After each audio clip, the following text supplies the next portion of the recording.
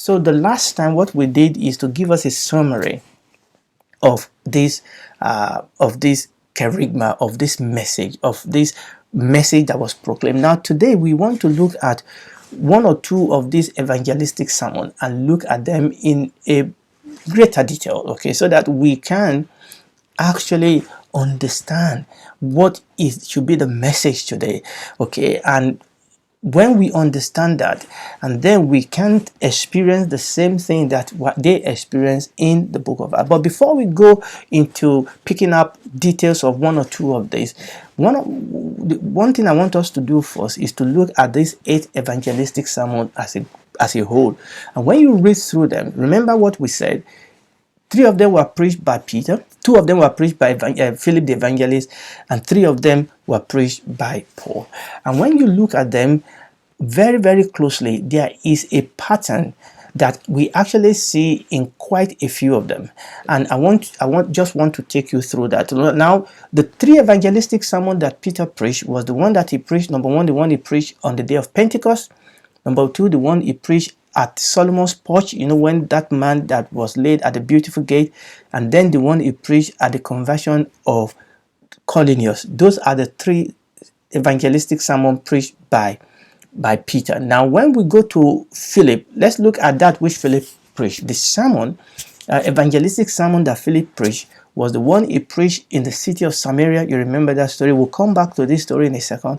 And also the one he preached in the Gaza desert. You remember that Ethiopian eunuch that Philip joined himself to. Those are the 2 evangelistic sermons preached by Philip. Now what about Paul? Paul preached 3 evangelistic sermons. The first one is the one he preached in the synagogue at Antioch.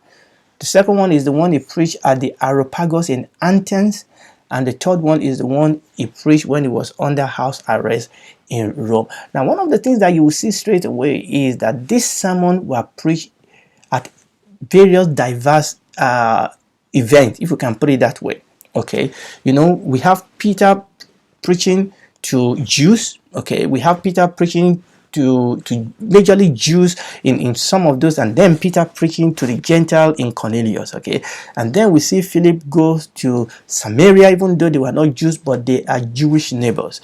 Go to Samaria and preach, and then we saw him preaching one-to-one to that Ethiopian eunuch. Now Paul, we saw Paul preaching at Antioch, a Gentile nation, and then we saw Paul preaching at Areopagus in Athens. Here, these were atheists, these were scholars, and we have Paul preaching to them. And finally we saw Paul preaching in his own house during house arrest in Rome. So it is very, very important to realize that these sermons have diverse events when they were preached, and that helps us to understand how the apostles actually preached the same message under different circumstances, without diluting, without changing the message, okay. We can adapt the message to our hearers, but the message must never be changed, and that is very, very important. We don't change the message to fit a certain philosophy or a certain group of people. No, we can adapt it in the sense of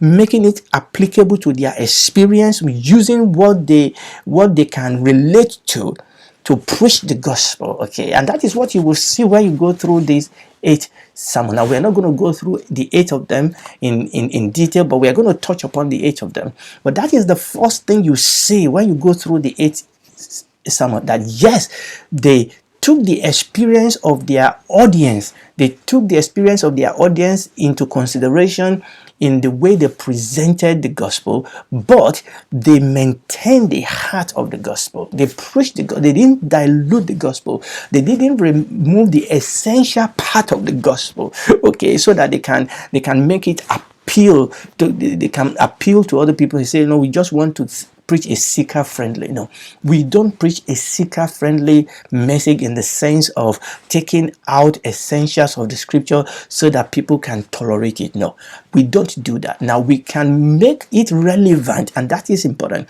We should make it relevant to their experience. We should bring things they can relate to be able to minister, to preach the word, but we must not change the message.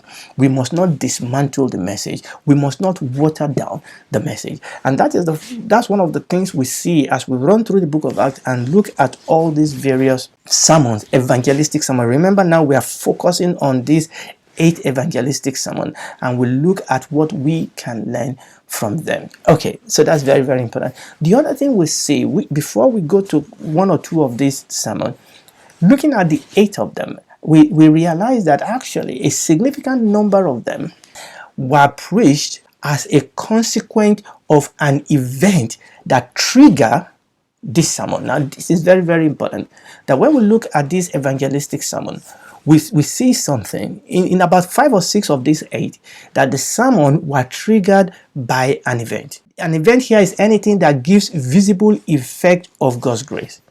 Now, it is very important. It's not all the 8 of them, but you will see that significant number, in fact 5 or 6 of these 8, were triggered by a supernatural event that then has the effect of drawing the crowd to the people of God, and then they then preach the sermon. So there was an event that was observable, that the people around could see, drew the people, and then this event set up the foundation upon which the sermon was preached. And I thought really this is really, really very important for us as Christians, that we are still living in that realm, in that time of the book of Acts, that the power of God can flow through us, and God can use that to draw men and women so that we can give them the gospel. Now, don't misunderstand me.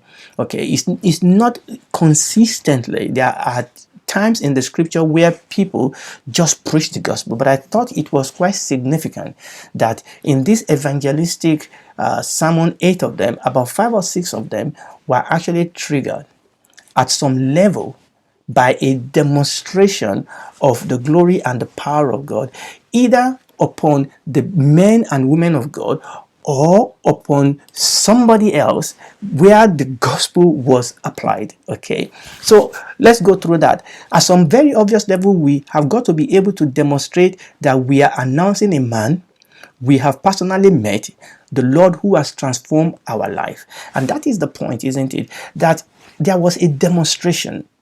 There was a demonstration of the power of the gospel in quite a significant number of these 8 sermons that brought the crowd around. For example, it can be miraculous physical cure.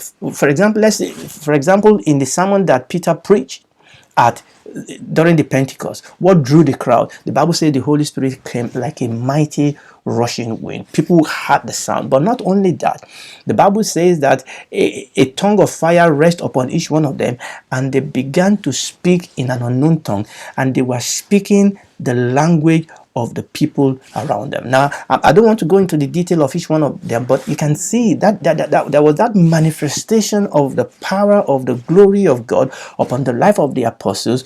They were suddenly filled with the Holy Spirit. They were beginning to speak in an unknown tongue. There was mighty rushing wind, there was sound. And you remember during those days, it was the day of Pentecost, so there were a lot of people in Jerusalem, Jews that are serving God, and also proselyte people that come from other nations to serve the God of Israel. There were a lot of those people at that point in time in Jerusalem, and then this miracle took place. Okay, and it was quite important to understand that.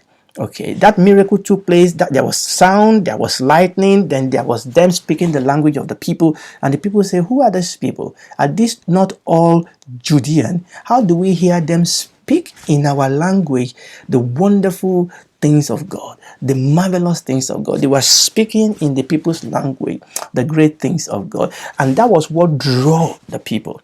Okay, having said that, it is very, very important that the event is not the end in itself. I think it is sad nowadays that we have ministers that manifest the miraculous power of God in their ministry, that draws men, but unfortunately you look at what they are feeding people with, and you realize that they are not feeding people with the charisma of the word of God. And that is sad. Yes, the event was necessary. The event was necessary, and we see that in this book of Acts that the apostolic charisma preaching was not merely about information.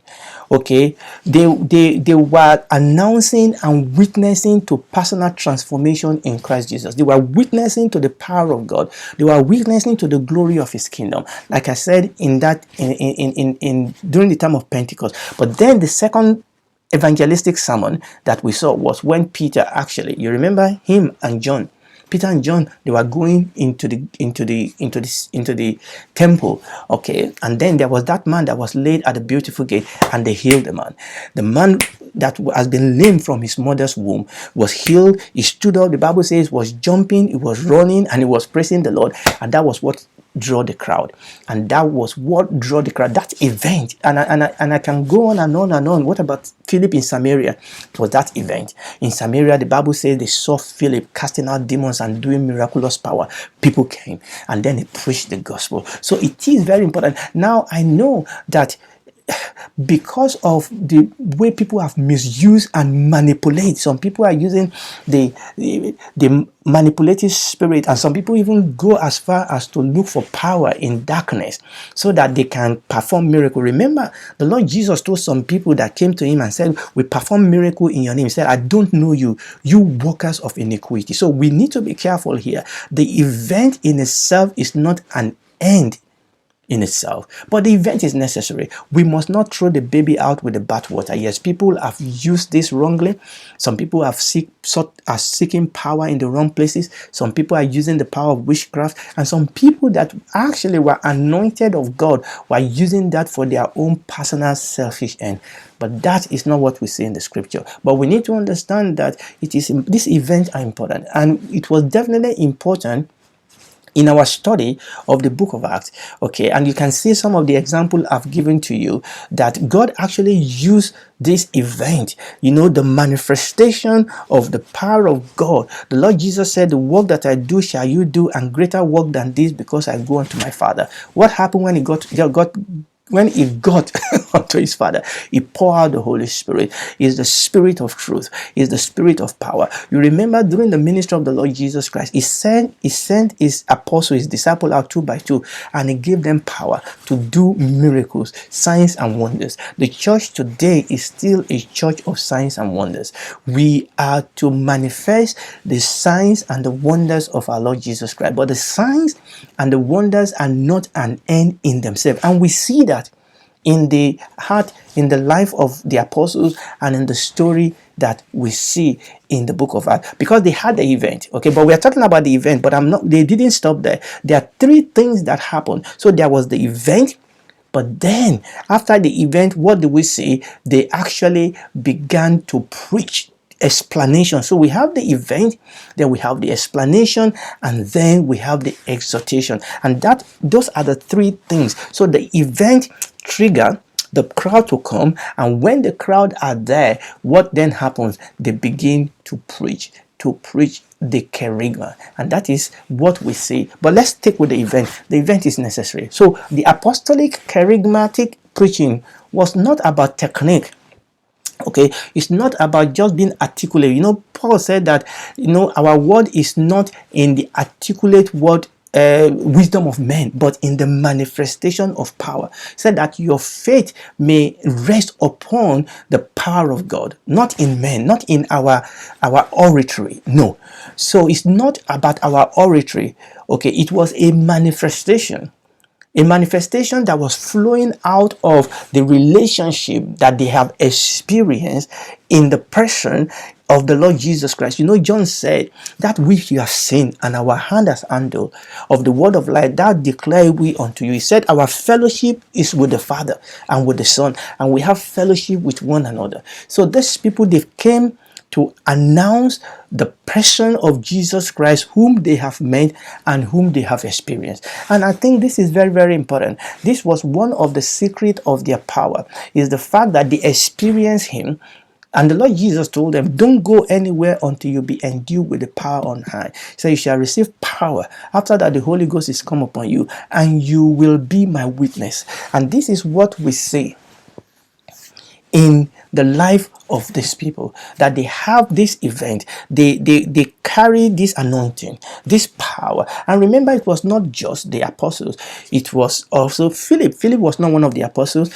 Initially was a deacon, and he became an evangelist. And even when you look into the life of Stephen, okay, the Bible says that he was a man that was full of wisdom and full of the Holy Spirit, and the Bible says he performed many miracles among the Christian, among the brethren.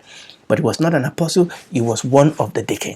Okay, and then we saw Stephen, when they were going to kill him, the Bible says his eyes was shining like that of an angel, and it was the manifestation of the glory of God in the person of this man Philip that God used to actually convict Saul, who later became Paul. Okay, remember that. So this is important, that these people were not just talking, they were manifesting the power of God. So we see the rushing wind in Pentecost, okay, and when the apostle them spoke in the language of the people, have told us about that crippled man that was healed, okay, and when we go, have told us about Philip, there was this signs and wonders that was taking place. And in the case of Cornelius, when Peter preached in the house of Cornelius, the Holy Spirit was there. And we can go on and on. Paul and Barnabas, when they were in Lystra, there was a cripple that was healed. And you will see that there were this manifestation of the glory of God in this event that they used to draw men. And it is very, very important for us to understand that there will be very little effective evangelization apart from a personal proclamation and demonstration of Jesus Christ. The Bible says the whole world is waiting for the manifestations of the sons and the daughters of God. You and I have to become hungry, okay, that our life will be a manifestation. Now, all these things are not always, spectacular things. No, that draw, that event that God will use to draw people to hear the gospel can just be our life, what people perceive in our life, how we live life. When there are challenges, how people around us can see how we live our life, holy, righteous, peaceful, glorious life, how we face situations and challenges, how we are living a loving life, and we are salt and we are light and we are a blessing to the people around us. That can be the event. Our life must be an event, and can be the event that God uses to draw men unto himself. We're talking about the event now. It can be our church. It can be the things that are happening in the church, the testimony of the great things that God is doing in the church. As long as we are not using that to draw men to ourselves, as long as we are using it to draw men unto God. Okay, and oftentimes people go out and arrange evangelistic campaign and outreaches in pagan area, and oftentimes at the beginning few people come, but as they begin to preach and there's manifestation of the power of God, the crowd then started coming. And this is why well-known evangelists draw crowd. Why did they draw crowd? Because there's a testimony that in their ministry, whenever the minister, the power of God is manifested. So the event actually is drawing men in lieu of what people are expecting to receive. And our church must be such so that there is an expectation. People know that this church is not all about people just gathering together and getting money or socials, but that the power of God is manifest, that this is Mount Zion, where God is manifested, where there is oil in Gilead, where the presence of God is there to heal, to deliver. That event build expectation, and people can come expecting, and invite people to come to church and said, look, you come and see. Just like Philip went to invite his brother, say, you come and see. We have seen Jesus, we have touched something, and our church must be that type of church, and our life must be that type of life, where our life will be a light, a salt that attract people unto the Lord Jesus Christ. But it is important that this is connected to the next thing that we see in this evangelistic sermon. We need to understand that it's not just about the event, it's that the event draw men so that we can proclaim the kerygma. And this is very, very important. Okay, I mean, in the book of Acts, people come and say, are these people drunk? And then Peter started preaching. Okay, Peter started, he didn't collect offering, he started preaching. And you will see all the time they take the attention away from themselves, they put the attention on Jesus. Okay, so the event of your life, the event of the things that God is using you or flowing through you, draw men to you, and you begin to preach the kerygma. Remember what we said about the kerygma is all about Jesus. So the apostle, they will use this event as an opportunity to preach a kerygma message, announcing that this same Jesus is Jesus that did it, and that same Jesus, and they will go from there, from this event, from this miracle, from that which draw men unto them. They will take that event and they will begin to preach that basic content of the kerygma that we have done. The event is to plug you into the kerygma. And sometimes it can just be you actually preaching to people. No, we are not saying that there must always have to be a miraculous, a spectacular thing. Sometimes it's just you taking the word and just obeying the word of Jesus that said, go into all the world and preach the gospel. But remember, as we go to preach, okay, this event, this sign will follow them that believe in my name. They will cast out demons. They will lay hand on the sick. If they did any deadly. So this event of power, even if that event does not trigger, we must expect that event to follow us. The Bible says the Lord working with them, confirming the word with the signs following. But it is quite important to know that we must expect that sometimes in our day-to-day life, let's be expectant that the power of God will be manifested in our life, especially for some of us, in fact for all of us, whether you live in developed country or not. Sometimes we need an interruption of God to be able to draw men, because sometimes we live in an environment sometimes that it may not be as easy to preach the scripture. But this type of testimony, this type of event, this type of occurrence will open the door for people to ask questions, to open the door for us to be able to preach the gospel. And when God opened the door, we must remember that this is the message to preach. So we use the effect of the event, okay, we use that and use that to preach Jesus, to preach his death, burial, resurrection, and ascension, all those things that we have mentioned when we're talking about the content of the kerygma. And this is very important. And then after the event and the explanation, remember, part of the kerygma is actually to give the people the challenge, the exhortation, a call to experience the same blessing of the glorified Jesus Christ. Is a call to repentance. The message has not not been completed until we give them a charge, until we make the call and invite them to experience this same Jesus that produced this event, or that produced these things that you've come to notice in my life or in the life of the church, or those things that are happening in the company of the believer. We begin to give them that call and invite them to give their life. And that is why we always give you that invitation on this channel. We believe that God is giving you enough signs around you, events around you, to let you know there's God. Okay, maybe you've been seeing people that are close to you in the church around you. Don't harden your heart. This is the time of salvation. Come to Jesus, fall at his feet, confess your sin and your rebellion, receive him as your Lord and Savior. Ask him to do a deep work in you. He will come in. Maybe you are fighting one sin or another. Maybe you are fighting one demon or another. The power of God will be made available in your life. Okay, it's not that you won't have problem, but the presence and the power of God will be there to help you, to deliver you, to strengthen you, to save you, to lead you. And ultimately, when this is all over, we will spend eternity with him in the new heaven and the new earth. Father, we thank you.